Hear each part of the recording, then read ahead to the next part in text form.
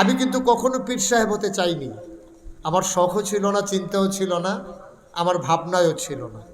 আমার দাদা উনি ছিলেন ফুরফুরার অনেক বড় বুজুর্গ একজন ব্যক্তি, ফুরফুরা সিলসিলার। আমার দাদা ছিলেন নাগাইশের পীর সাহেব। আমার আব্বা, আমার একবারে ছোটোবেলা 11 বছর বয়স যখন, তখন আমার আব্বা ইন্তেকাল করেছেন। দাদা চিন্তায় পড়ে গেছেন যে আমি কেমন করে কি করব।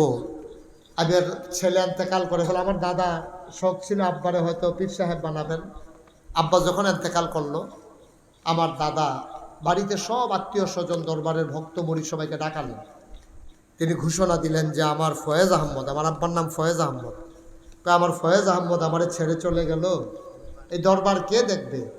এই জন্য আমি চিন্তা করেছি আমার আদরের নাতি মুশতাক ফয়েজি, সে নাগাইশ দরবারের পীর সাহেব হবে।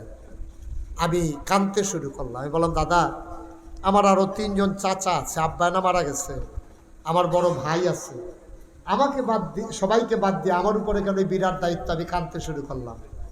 দাদা আমাকে জড়াইয়া ধরলেন, বললেন যে আমি জানি কারি দিয়া হবে, আমি বুঝেই তোমারই দিছি।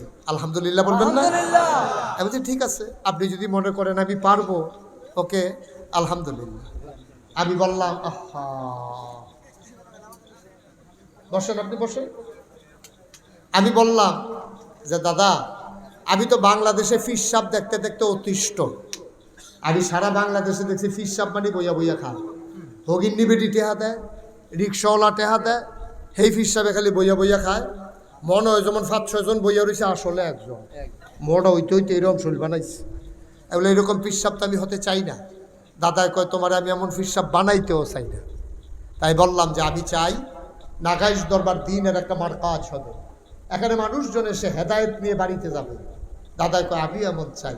আমি বললাম তাইলে আমাকে কিছু জমিন দেন দরবারে।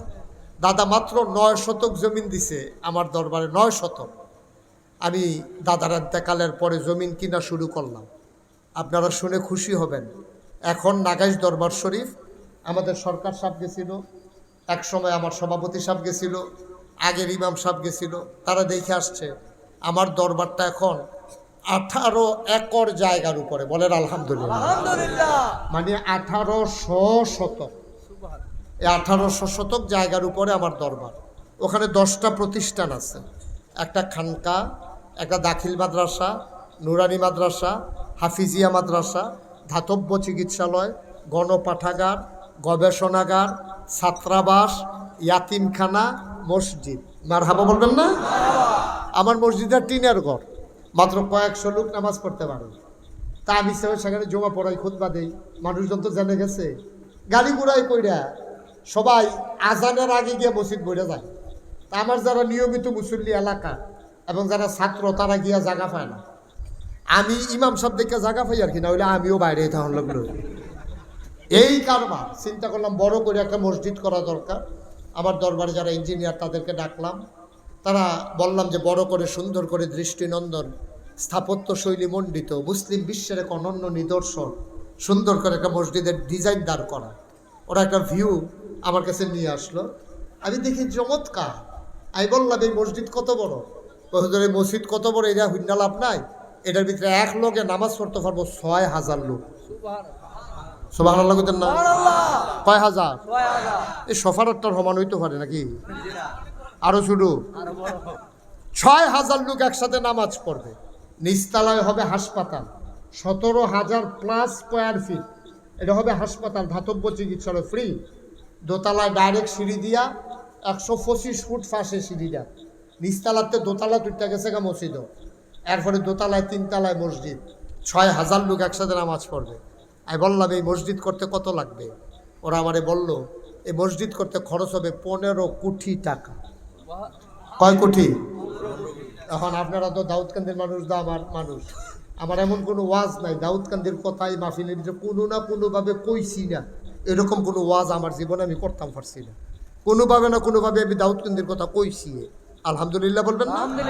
আপনারা আমার মানুষ। যেই মাত্র কইছে 15 কোটি টাকা, শরীরে একটা কাপ দিয়া, শীতকালটা বিকালে গাম দিয়া যে একটা ডর ডরাইছি, এটা আপনার একটু কইয়া রাখলাম। আমি কই বেড়া তোরারে কইছি মসজিদ করতি, মসজিদ একটা ডিজাইন করতি, তোরা ফুন্ডু কুঠিতে আর মসজিদ আঁকতে কইসলা। হুজুর এটা লাগবো, আপনার অনেক পরিস্থিতি আছে, দেশ বিদেশ থেকে লুক আইব, নামাজ পড়তে এটাও দেখবেন এক সময় শুরু মনে হইব, এর লেগে বুদ্ধি করে বড় করে রাখছি। আমি এটা কেমনে করুন, আমি গরিব মানুষ, ফুন্ডু কুঠিতে হ্যাঁ আমি ফায়াম কো, হুজুর নিয়ত করে নামেন। তখন আমি নিয়ত করলাম যে আমি মুস্তাক ফয়েজি 1 বছর মাহফিল করে যত টাকা হাদিয়া পাই, পুরা 1 বছরের হাদিয়া আমার মসজিদে আমি দান করে দেবো ইনশাআল্লাহ।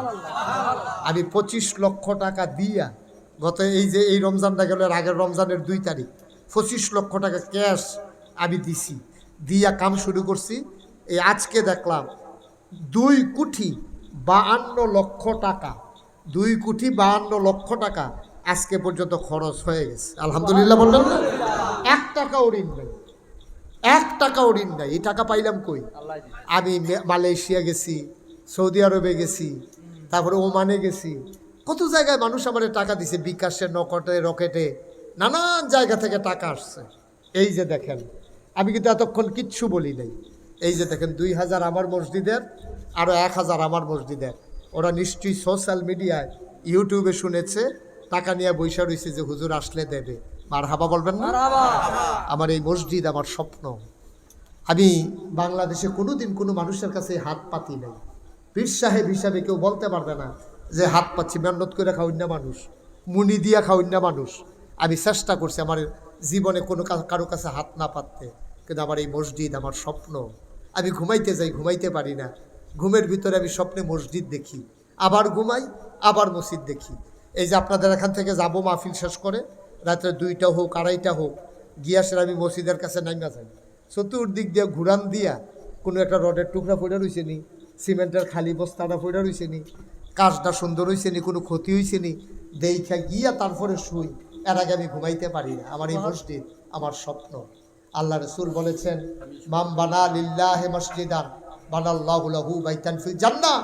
আমার এই স্বপ্নের মসজিদে আপনি শরীক থাকেন, আমি প্রাণ ভরে দোয়া করি আল্লাহ ইনশাআল্লাহ আমাদের সবাইকে এক জান্নাতে জায়গা করে দেবে ইনশাআল্লাহ। একটা লুকো খালি যাইয়েন না ভাই। আমার এই মসজিদটা আমার একটা স্বপ্ন। আমি কোন সময় মরে যাই, আমি মাঝে মাঝে চিন্তা করি, আমি যদি মরে যাই এই মসজিদ কে করবে? আমি আল্লাহর কাছে দরখাস্ত দিছি, আল্লাহ মরা তো লাগবেই, তবে এই মসজিদ না করাইয়া তুমি আমার মৃত্যু দিও না। আমিন কর। আমার ভাই নতুন ব্যবসা শুরু করেছেন, কি ভাই না, মনির ভাই, উনি 1,000 টাকা দিয়েছেন। আমার আরেক কলিজার টুকরা যুবক, উনি 1,000 টাকা দিয়েছেন। মরে যাবেন না, গরিব হবেন না। মাশাআল্লাহ। আমার ইঞ্জিনিয়ার ভাই আবু বকর ভাই, উনি 5,000 টাকা, নমুনা 5,000 টাকা উনি দিয়েছেন ইনশাআল্লাহ। আমার আরও 2 ভাই 1,000 করে 2,000 টাকা দিয়েছেন। আপনারা আমার মানুষ, মসজিদটা দেখে আসবেন। শত শত মানুষ প্রতিদিন এই মসজিদ দেখতে যায়। মালয়েশিয়া থেকে লোক আসে মসজিদ দেখার জন্য, বাহারাইন থেকে, সৌদি আরব থেকে এই লোক আইসা ওইখানে দৌড়ে দৌড়ে ছুটে যায় আবার এই মসজিদ দেখার জন্য। আপনি অবাক হয়ে যাবেন কত দৃষ্টিনন্দন এক মসজিদ আল্লাহ কবুল করে নিচ্ছেন ইনশাআল্লাহ। আমার আরেক ভাই দিয়েছেন 200 টাকা, আরেক ভাই দিয়েছেন 100 টাকা। মাশাআল্লাহ। ছোট্ট সোনামণি, আমার এই ছোট্ট সোনামণি 100 টাকা দিয়েছেন। মাশাআল্লাহ। আমার আরেক ভাই কি নাম, মাফিজ ভাই, উনি 1,000 টাকা দিয়েছেন নগদ। একটা লুকও খালি যাইয়েন না, একটা মিনিট সময়। আপনারা 1,000 টাকা করে 100 লুকে দিলে 1 লাখ টাকা হয়ে যায়। অনেক কঠিন না, অনেক কঠিন না। আমরা ইচ্ছে করলেই দিতে পারি। কতভাবে কত টাকা খরচ করি আমরা, আল্লাহর ঘর মসজিদে দিবেন। মাশাআল্লাহ। আমার আরেক ভাই, উনি 1,000 টাকা দিয়েছেন, আরেক ভাই 100 টাকা দিয়েছেন। আল্লাহ যেন কবুল করে, আমরা প্রাণ ভরে দোয়া করবো ইনশাআল্লাহ। ইনশাআল্লাহ। কেউ খালি যাবেন না। আমার ছেলেরা আসতেছে, আপনারা সবাই বিসমিল্লাহ বলে পকেটে হাত দেন, বিসমিল্লাহ বলে। আচ্ছা মাশাআল্লাহ। ওনার ছেলে পরীক্ষা দিয়েছে, ছেলের জন্য আবু বকর ভাই উঠেন না, কেউ যাবেন না, পারলে দেবেন, না পারলে নাই, কোনো জুড়াজুড়ি নাই। মাশাআল্লাহ। শাহজাহান সাহেব কই আসলেন তখন আপনি? আমি কোন সময় আসছি আপনি দেখা করেন নাই? হ্যাঁ অবশ্যই। কেউ উঠবেন না, যারা পারেন একটা লুকও খালি যাইয়েন না, 2টা টাকা হইলেও দিয়েন।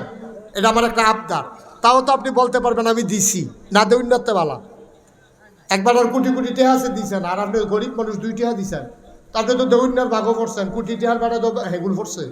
আমরা সবাই মিলে এখন দোয়া করব আমার আদরের সেন আপনাদের সম্মানিত মেয়র, সে ইনশাল্লাহ আপনাদের কাছ থেকে একটু দোয়া নেবেন, তারপরে আমরা দোয়া করে দেবো ইনশাআল্লাহ। ইনশাআল্লাহ সবাই বসেন, মাইকটা দেন, যে মাইকটা আপনাদের কাছ থেকে দোয়া চেয়ে নেবেন। আর আমি যে কইছি সারছে না, সবাই বসেন, একটা লোক উঠবেন না দয়া করে। বিসমিল্লাহির রহমানির রহিম। ঐতিহ্যবাহী পশ্চিম